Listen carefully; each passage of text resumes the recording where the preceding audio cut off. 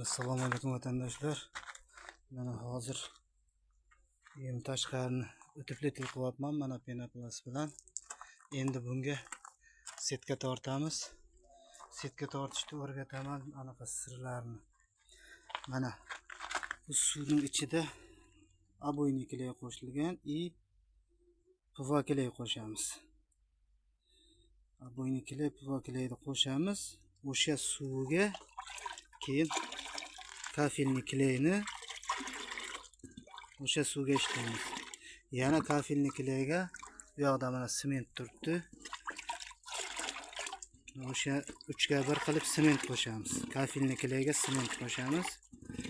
O'shanda qarabsizki, penani ham keragi yo'q. Penoplastga 1 yildan keyin tashlab yubormaydi. Xudo xohlasa, bu penoplastning yaxshi tarafi o'zini o'sha anaqa gladkiy emas, baribir orasida kirib qoladigan nimalari bor, teshikchalari bor. Xudo xohlasa, mo'shniy bo'ladi. Yana ishlayotganimda qo'yib boraman. Aboyniy kley, PVA kley qo'shiladi, обязательный sement kafilniy kleyga.